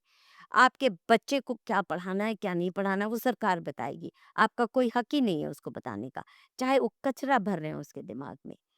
और आपके बच्चे की हेल्थ कैसे मेंटेन होनी है, वो सरकार बताएगी। ये राक्षस भी नहीं, असुर भी नहीं, क्या कहूँ, शब्द ही नहीं मिलता मुझे। सैटानिक हुँ, लोग हैं, शैतानी लोग हैं। शैतानी है। सैटानिक इज डिफरेंट फ्रॉम शैतान। हाँ, शैतान तो शैतान बच्चे भी होते हैं, बच्चे भी प्यारे होते हैं। हाँ, प्यारे वाले बिल्कुल। ना। हमारे ब्यूरोक्रेट्स बिकाऊ हैं, उनको WHO यहाँ वहाँ ट्रिप्स दे दे, UN में कोई कंसल्टेंसी दे दे, कुछ भी कर देंगे, जहर भी खिला देंगे अपने माँ बाप को भी। ये हाल है हमारे नहीं, सभी शायद ब्यूरोक्रेसीज है। हमारे पॉलिटिशियंस भी ऐसे हैं और मोदी जी तो है ही है। आप बताओ, अपने ही लोगों को आप मरवा रहे हो, जब कि इतने बड़े खुलासे हो चुके हैं, त्राही त्राही मची हुई है ग्लोबली, और आप फिर भी HPV वैक्सीन अभी जबरन लगवाए जा रहे हो। और बिल गेट्स को अपने घर बुला के आप उसके सामने ये बयान करें, मैंने खुद भी लगवाई, जो झूठ है। और मैं तो हर एक बच्ची को लगाऊंगा, I am taking it very seriously. बेशर्मी की हद है यार। और हमारा समाज जो स्वीकार कर ले, मैं कह रही हूँ, शर्म आती है आज मुझे इस देश का नागरिक कहलवाने में। और मेरे जैसा भारत माता की सपूत शायद ही कोई होगी जिसने अपनी सारी जिंदगी समाज के काम में, देश को आप तो विमेन राइट्स के लिए लड़ती रही हमेशा। विमेन क्या सिर्फ जी। होता है, विमेन कोई जनाना डब्बा की राजनीति मैंने तब भी नहीं खेली, आज भी नहीं। हाँ, मैं I mean I been against feminism, you know that. मैं मानती हूँ कि ये तो समाज तोड़ू है, और ये फॉरेन फंडेड फेमिनिज्म के खिलाफ मैं पहले दिन से रही हूँ। जी। फॉरेन फंडेड एक्टिविज्म के खिलाफ मैं पहले दिन से रही हूँ। नहीं, मोदी जी जो हैं, उनका महिलाओं की तरफ क्या रवैया है? वो महिलाओं के आज क्यों मुंह वो खुलवाते हो, मैं बहुत खोल चुकी जो वो सीटें देना चाह रहे हैं कि जो है महिलाओं को 33% रिजर्वेशन मिलना चाहिए। हूँ। अच्छा, उनको सुब्रमण्यम अधिकार स्वामी मिलना ने चाहिए। खुल के 3 महिलाओं को तो कह दिया कि मिनिस्टर बनने के लिए, कैबिनेट मिनिस्टर बनने के लिए, MP बनने के लिए उनको कास्टिंग काउच होता है, ये तो कहा। हर पार्टी में थोड़ा बहुत। लेकिन वो आरोप लगा देते हैं ऐसे नहीं किसी नहीं के नहीं ऊपर भी। नहीं नहीं, मोदी ये जी का कोई सबूत तो आया नहीं, ऐसी आरोप देखिए, लगा के क्या आप फायदा? क्या चाहते देश हैं, के प्रधानमंत्री हैं। मेरे पास सबूत हो ना हो, जी। पर सुप्रीम कोर्ट के पास वो मानसी सोनी का तो सबूत है। हाँ, उसको सही है, कैसे उसको हाउंड किया था। हाँ। उसके अलावा सब जानते हैं इनकी अय्याशी की कहानियां, और मैं खुल के कह चुकी हूँ, इंडस्ट्रियल स्केल की अय्याशी है। क्या मतलब इंडस्ट्रियल स्किल्स? एक दो महिलाएं नहीं है, अच्छा। मत ही पूछो। आपको पता है, आप मासूम बनने की कोशिश मत कीजिए। नहीं, नहीं, कौन जर्नलिस्ट मैं नहीं जानता, क्योंकि मैं तो उनसे इंटरव्यू जब मैंने किया था, एक बार मिला था, उसके बाद एक बार और मिला हूँ। बाकी ये मैंने अभी हाल में पढ़नी शुरू की। मैं तो यही मान के चलता हूँ कि बहुत ही ज़्यादा धार्मिक, बहुत ही ज़्यादा जो हिंदू समाज के लिए उनका जो है समर्पित हैं। राम श्री राम के लिए समर्पित हैं। आप ले लीजिए उनको मुसलमान बना वैसे तो हम मानते ही नहीं है उनको मौलाना मोदी कहते हैं। जी। आपको मुबारक, आपके ज्यादा चहेते हैं। 300 स्पेशल स्कीम्स मुस्लिम समाज के लिए लगाई हैं उन्होंने, किसी हिंदू के लिए नहीं। हिंदू समाज को तोड़ रहे हैं। अम्बेडकरिज्म ये ले आए, ये जो अ, भूले हुए थे कांग्रेसियों ने भी भुला दिया था अम्बेडकर को, क्योंकि इतनी विरुलेंट कास्टिज्म, और मिशनरीज ने भी कास्टिज्म का इस्तेमाल किया हिंदू समाज को तोड़ने के लिए। ब्राह्मणों का सिर किस स्केल पे इस्लामी आक्रांताओं ने तो चलो बहादुरी से काटते थे, इन्होंने तो दिमाग को वाइट वॉश करके एंटी ब्राह्मणिज्म, एंटी और हमारी कास्ट तो हमारी कैटेगरी है भी नहीं, पोर्चुगीज है। हमारी जाति बिरादरी व्यवस्था जो थी हिंदू समाज की आधारशिला थी। हजारों साल तक जो हिंदू समाज दुनिया का वाकई विश्व गुरु रहा, इंडस्ट्री में, आर्ट्स में, एस्ट्रोनॉमी में, साइंस में, लिटरेचर में। आप सोचिए कितने हजारों वर्ष पहले महाभारत रामायण जैसे ग्रंथ या वेदों जैसे किए जा रहे हैं, जबकि दुनिया के बाकी लोग बंदरों की तरह जंगलों में कूदते फिरते होंगे, लिखना पढ़ना भी नहीं जब आया था। तो उस देश के लोग वो जाति व्यवस्था के आधार पे ही हमारा समाज विश्व गुरु था हर क्षेत्र में, और उसको इसीलिए तोड़ा बेरहमी से, इसलिए तोड़ा। Casteism is different, that's introduced by the Europeans, by the British caste census. हमने किसी को, आप बताइए, प्री ब्रिटिश युग में किसी को पिछड़ा वर्ग कहा हो? नहीं है। अच्छा, अब इस पे आए हम कि देश के सामने आज आपको क्या लगता है सबसे बड़ा चैलेंज क्या है भारत के सामने? भारत के सामने जो चैलेंज है वो सभी तथाकथित डेमोक्रेसीज ने, ये जो वेस्टर्न डेमोक्रेसी है ना, ये समाज को आपको लगता है तोड़ेगा। लोकतंत्र खत्म होना चाहिए? लोकतंत्र है ही नहीं, गुंडा तंत्र है। अमेरिका में भी अगर ग्लोबलिस्ट माफिया रूल करता है और एप्स्टीन जैसे कांड होते हैं जिनमें इनके प्रेसिडेंट्स, फॉर्मर प्रेसिडेंट सारे के सारे इन्वॉल्व। लिप्त हैं, एलीट हाँ। लिप्त है, और बिल गेट्स जैसे जो वर्ल्ड इकोनॉमिक फोरम वो और involved। Globalist mafia, pharma mafia, defence mafia, ये जब होते हैं और जो हरकतें कर रहे हैं, अब आप देख रहे हैं ईरान में क्या कर रहे हैं, ये लोकतंत्र ही है जो कर रहा है। इससे पहले तो इसका रिप्लेसमेंट क्या होगा? बदल क्या है? हजारों साल तक, ये जब तक अंग्रेज नहीं आए या यूरोपियंस ने जाके ये अपनी डेमोक्रेसी क्या बोलते हैं ना, होगी। तो ये डेमोक्रेसी है ही नहीं। हाँ। हमारे यहाँ थी जो परंपरा, पंचायत इसको का, पंच मशवरे का। कार्ल मार्क्स ने भी, आपको याद होगा, जो उसके इंडिया नोट्स है उसमें कहा है, India is a land of self governing village republics. Right. Consensus से चलती हैं पुरानी पंचायतें। इन्होंने सरकारी पंचायतें जो बनाई हैं वो गुंडागर्दी के अड्डे बन गए हैं वो भी। तो लोकतंत्र ने हर समाज को तोड़ा है। देखिए, पार्टी पॉलिटिक्स चाहे अमेरिका हो या हिंदुस्तान हो या कोई भी देश देख लीजिए, पाकिस्तान हो, ये गैंग वॉरफेयर का रूप ले लेती है ना। कैसे दुश्मन बन जाते हैं, मर्डर तक कर रहे हैं। पंचायत की इलेक्शन से लेकर प्रेसिडेंट की इलेक्शन तक ट्रंप के ऊपर भी तो सब 3-4 पैसे का खेल चल रहा है। अब तो जो ये एक चैलेंज, आपको ये नहीं लगता कि जिस तरह से खाई बढ़ती जा रही है और 2-4 पूंजीपतियों के हाथ में, खास तौर पे मोदी जी के आने के बाद से, जिस तरह अडानी और अंबानी और इनका वर्चस्व बना है और डेमोक्रेसी इनकी जेब की वो बन गई है, मुट्ठी में रखेल बोलो, रखेल बन गई है।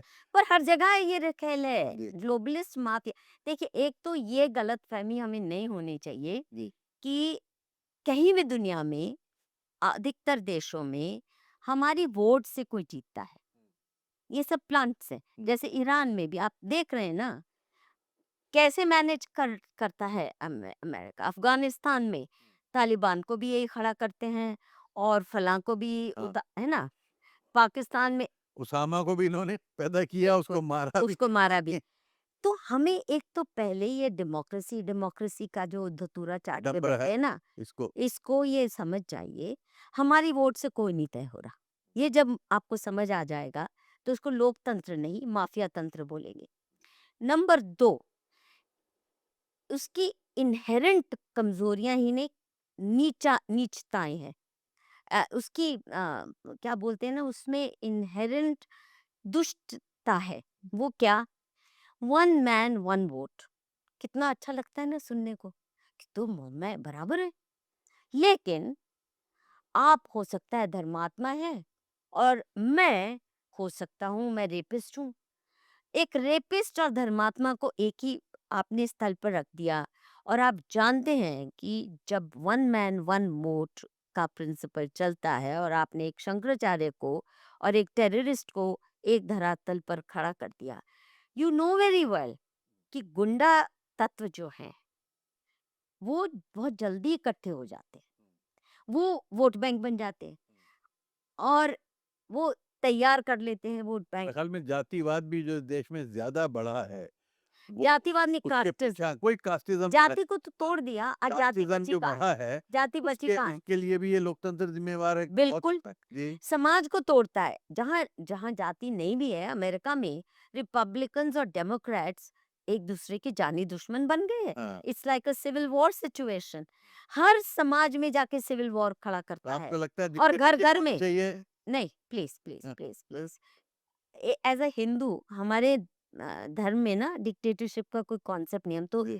अपने ईश्वर की भी नाजायज बात नहीं मानते, उससे भी बहस करते हैं। आप एक ईश्वर को भी नहीं मानते, बहुत सारे हो सकते हैं। हमारी मर्जी है हम किस रूप में ईश्वर को माने की माने स्तुति करें। तो माने तो इतना डेमोक्रेटिक जिसको कहेंगे ना, इसको कहते हैं फ्रीडम। जी कि जैसे हम मानुषी, जब हम स्ट्रीट वेंडर्स का काम करते हैं तो हमारी देवी हमारी जो है मानुषी स्वच्छ नारायणी बोलते हैं। झाड़ू है उसके हाथ में, भ्रष्टाचार मिटाएगी, खात्मा करेगी।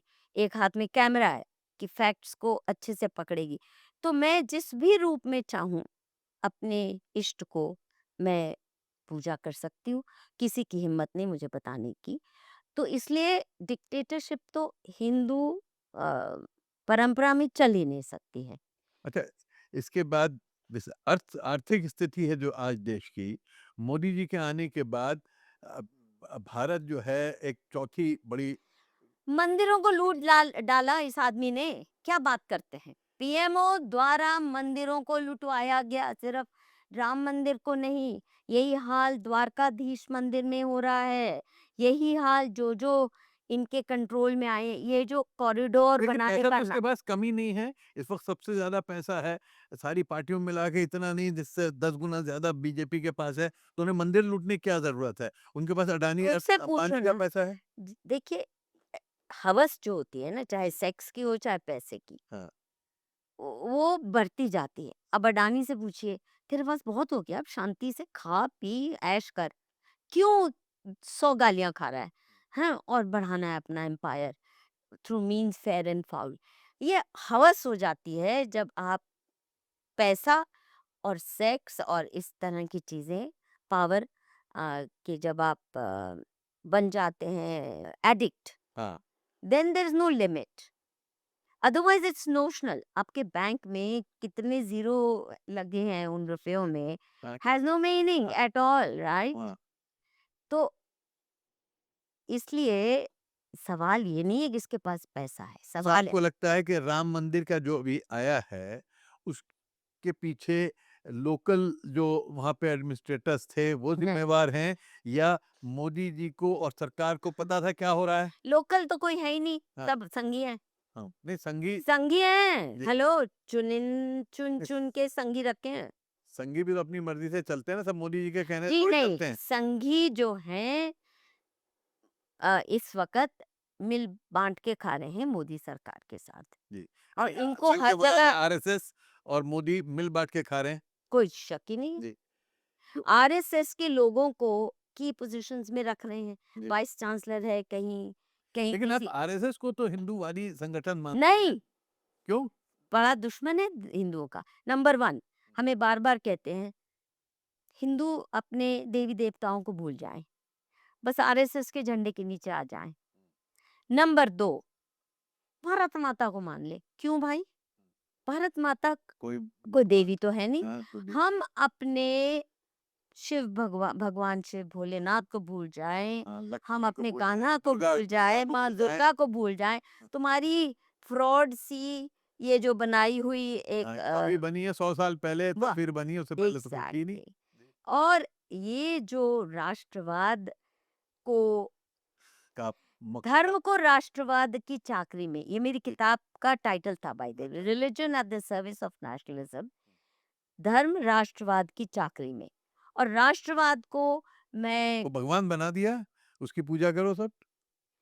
देखिए राष्ट्र भी जिसको नेशन स्टेट कहते हैं, हाँ। राष्ट्र वो नहीं जो मैंने जो हिंद हमारे वेदों में ये तो सिविलाइजेशनल यूरोपियन कॉन्सेप्ट है ये। European concept. हाँ, तो उसको देवी हम अपने मंदिरों को क्यों भूलें, हम देवी देव और तुम्हारे को लूटने के लिए दे दें। और बहुत सा पैसा इन्होंने चुनावों में डाला 1990 के दशक से, जो राम मंदिर का सैकड़ों हजारों करोड़ लूटा तब से। तो ये बीजेपी के फंड में गया, आरएसएस के गया। आरएसएस का इतना एम्पायर कैसे बढ़ा, ये 5 स्टार ऑफिसेस कहाँ कैसे बना पा रहे हैं हर जगह। ये तो फटीचर से रहते थे किसी हाँ, जमाने में, और साइकिल पे घूमते थे, कोई किसी के पास अब था। तो इनकी अय्याशी 7 स्टार है। हाँ, तो मोदी जी ने आरएसएस को बंधक ऐसे करप्ट बना बना दिया है आपको। नहीं, वो थे ही थे कोई पहले, कोई ऐसा कोई किसी को करप्ट नहीं बना सकता अगर आप में अंदर बीज से ना नहीं है हो करप्शन। अंदर से। हाँ, और अगर आप कॉम्प्रोमाइज रहे हैं ब्रिटिश राज हुकूमत के साथ, आपने मुखबरी की है, आपने कभी भी न्याय की कोई लड़ाई नहीं लड़ी, कभी भी। हिंदुओं के लिए भी हाँ, देखिए, हिंदू हिंदुओं समाज के में। मंदिर कब से सरकारी कब्जे में है। हाँ, कैसी सेक्युलर सरकार है जो सरकारी कब्जे में सिर्फ मंदिर है, मस्जिद नहीं है, गिरजाघर नहीं है, सिख गुरुद्वारे नहीं है। हिंदू कब से मांग रहे हैं? क्या कभी आरएसएस ने हिंदुओं की इस मांग की तरफ ध्यान दिया? हिंदुओं को अपने ग्रंथ महाभारत और रामायण तक, द ग्रेटेस्ट एपिक्स हमारा इतिहास है, उसको भी कोर्स करिकुलम में लाने की इजाज़त नहीं दी गई, और उसको भी कम्युनल बता दिया गया। मतलब हमारे भगवान राम भी कम्युनल हो गए, जबकि कोई था नहीं हिंदू मुस्लिम इशू। तो ये दुष्ट हैं, और इन्होंने हर हिंदू संस्था को मिलिटेंट, खासकर जो होती है ना ईमानदार, हाँ, जैसे हिंदू महासभा हाँ, को खा गए ना, हिंदू महासभा वो जुझारू थी, हाँ। उसको खा गए, अंदर घुस के ये विश्व ब्लास्ट हिंदू कर परिषद को भी अपनी मुट्ठी में खत्म कर दिया, खत्म कर दिया। खत्म। ये इनका पूरा स्ट्रैटेजी है, तभी मैं कहती हूँ उनको सुपारी मिली हुई है कि हिंदू संस्थाएं जो भी ईमानदार कोई खड़ा होता है, छोटा बड़ा, उसको ब्लास्ट करने के लिए पहले अंदर घुस जाओ, उनसे भी ज्यादा आप रेडिकल बातें करो, और अंदर घुस के फिर तार तार कर दो। और इस पे तो मैंने केस स्टडी भी की हुई है। इनका जो था ना ये कुलश्रेष्ठ हाँ, पुष्पेंद्र, पुष्पेंद्र। आप मेरे लॉन्ग केस स्टडी जानता हूँ मैं उसकी उसको, पढ़ो, पुराना अलीगढ़। केस स्टडी मेरी पढ़िए, हाँ, कैसे उसने घुस के मर्डर तक करवाए उसने। और तो पाकिस्तान का भी एजेंट डॉन का वो था, मैं तो उसे बहुत पुराना जानता हूँ। पर किसी को पता नहीं कितने पैसे मिले जी। उसका भी। He is among high net worth individuals अच्छा, बाय द वे। हाँ, गूगल से मेरा, अरे मैं आपको तो एक कमरे के घर में रहता रहा बुरे हाल में बेचारा। भाई ऐसा दुष्ट मुझे है, और तभी इसको इतना प्रमोट किया। पर मेरे ट्वीट्स के बाद पूरी एक लंबी गाथा मैंने पब्लिश की उसकी, जी।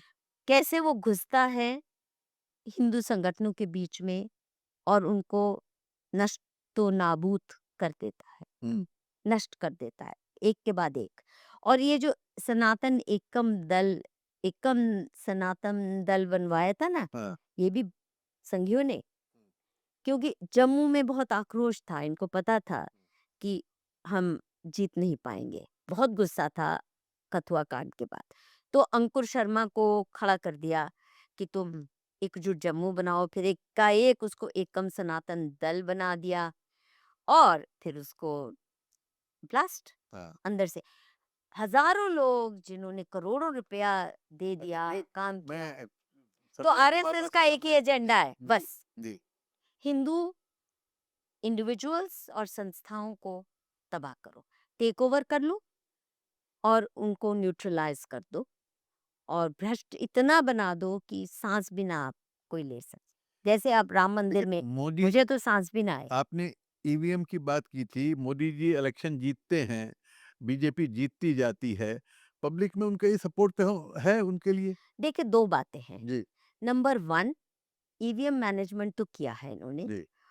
और ये पकड़ा क्यों नहीं जाता? कांग्रेस सब मिलकर कोई पकड़ नहीं पाते अब उनको? मूर्ख है कांग्रेसी 10 किस्म से, हाँ, एक किस्म से होते तो बात क्या थी। जी नंबर वन कि ईवीएम मैनिपुलेशन तो है, इसमें कोई दो राय नहीं है। जी। नंबर दो, इनके जो बूथ मैनेजमेंट ये वो मैनेजमेंट इलेक्शन है, कमीशन इलेक्शन कमीशन से चाकरी करवाते हैं जिस तरह की, इतनी शर्मनाक है।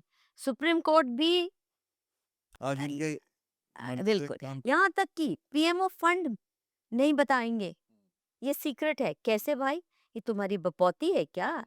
क्या वो चाय बेच के इन्होंने पीएम फंड इकट्ठा किया था? हाँ, तो the point I am making is कि इलेक्शन तो मैनिपुलेटेड है एट वन लेवल, लेकिन इसमें दो राय नहीं है कि आज हिंदू बहुत खफा है और सारी पार्टियां, आज देश में एक पार्टी नहीं है जो खुल के हिंदू रक्षा की बात कर सके। ममता बनर्जी ने भी बंगाल में इतना अंधेर न मचाया होता, हिंदुओं के खिलाफ इतना टेरराइज ना किया होता, तो केवल ईवीएम मैनिपुलेशन काम नहीं करती। हिंदू वोट बैंक को कोई काउंट ही नहीं करता। आप बड़े खुशकिस्मत हैं, मुस्लिम वोट बैंक के सारे चाटुकार हो के बस सोचते हैं कि इसी से इलेक्शन जीता जाएगा, लेकिन इससे मुस्लिम समाज को नुकसान बहुत हो रहा है, क्योंकि आपने हिंदुओं को चिढ़ा दिया कि आप हर पार्टी से अपनी खिदमत करवाते हो और हर पार्टी हमें ही गाली देती है, हम ही कम्युनल है, हम पे ही आरोप लगते हैं, हम पिटते भी हैं और कोई हमारे लिए खड़ा भी नहीं होता, ग्लोबली भी नहीं खड़ा होता। तो तो अब अगर हिंदुओं को क्या करना चाहिए अपने को बचाने के लिए? किसको हिंदुओं को क्या करना चाहिए? आरएसएस मुक्त भारत चाहिए, इस उसके कैसे बगैर कौन नहीं। करेगा? आरएसएस मुक्त कौन हम करेगा? ही करेंगे। जी देखिए, जब मैंने बोलना शुरू किया था 12 साल पहले, बड़ी गालियां पड़ती थी, इतनी गालियां मैंने खाई हैं। और आप जानते ही हैं कि संघी कैसी गालियां देते हैं ना, हाँ, संस्कारी हैं तो तो रेप कुत्ती रंडी से कम तो बात ही नहीं होती। मैंने कितनी, और मैंने तो पूरी किताब अब लिख रही हूँ इनकी गालियों पे, प्रोग्राम किए हैं मैंने, सुना सुना के ये कैसी कैसी इनके मुंह से गटर बहती है। तो उस वक्त कोई नहीं बोलता था, फिर जब मैंने खुल के इनकी अय्याशी की बात कही, तब कोई नहीं बोलता था, बोलना शुरू हुआ। फिर मैंने खुल के बोलना शुरू किया कि ACYPL ट्रेन CIA प्लांट है। अब आप गूगल सर्च कीजिए, बहुत आ रहा है। बहुत आ रहा है, आ रहा है। जी हिंदू बहुत खफा है।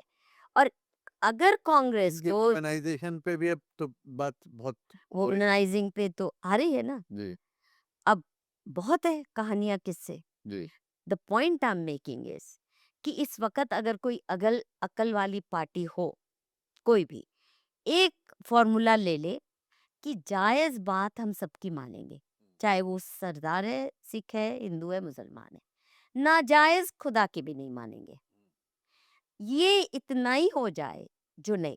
आप लोगों ने, आपकी कम्युनिटी ने इतना धिम्मी बना दिया हर पॉलिटिकल पार्टी को, उनको लगता है इनके बगैर हम अनाथ हो जाएंगे। ये मत कीजिए, क्योंकि इसी वजह से हिंदू समाज से आप कट रहे हैं। अगर आप बिना पॉलिटिकल पार्टीज को अपना एजेंट बनाए हिंदू समाज से अपना रिश्ता जोड़ेंगे, तब शांति से रह पाएंगे, नहीं तो अच्छे दिन आपके लिए भी नहीं होंगे। मेरा आप से देख रहे हैं ना, आपका मतलब मुस्लिम कम्युनिटी के लिए, आप देख रहे हैं ना क्या हाल हो रहा है, क्या हो रहा है ग्लोबली, क्या हाल हो रहा है, यूरोप में क्या हाल हो रहा है। तो समाज से रिश्ता जोड़िए, हिंदू समाज से रिश्ता जोड़िए। Don't ask for special rights, just also हिंदुओं का दुख दर्द भी समझना सुनना शुरू कर दीजिए। इसी पे मधु जी ने खुल के बात कही, जैसे कि इनकी आदत है हमेशा हिंदुओं के दुख दर्द को भी समझिए। आरएसएस और मोदी जी उस दुख दर्द को समझने को तैयार नहीं हैं, बल्कि उनके ज़ख्मों को और कुरेद रहे हैं। इस पे खुल के बात हुई, आगे भी बात होगी, क्योंकि मधु जी बोलती रहेंगी, अभी और किताबें लिखने वाली हैं और बहुत सारी सच्चाइयाँ सामने लाने वाली हैं। हमें फिर मौका मिलेगा तो मधु जी से बात करेंगे। बहुत-बहुत शुक्रिया, बहुत धन्यवाद मधु किश्वर जी। आपको जैसा मैंने 50 वर्ष पहले देखा था, आज भी आप उसी तरह से मुखर हैं, उस तरह से आप बात कहती आई हैं। धन्यवाद। आपका भी बहुत-बहुत धन्यवाद अपनी चैनल पे मुझे इतना समय दिया और मुझे खुल के अपनी बात कहने दी। इसके लिए मैं भी आपकी धन्यवाद, शुक्रगुज़ार हूँ। धन्यवाद।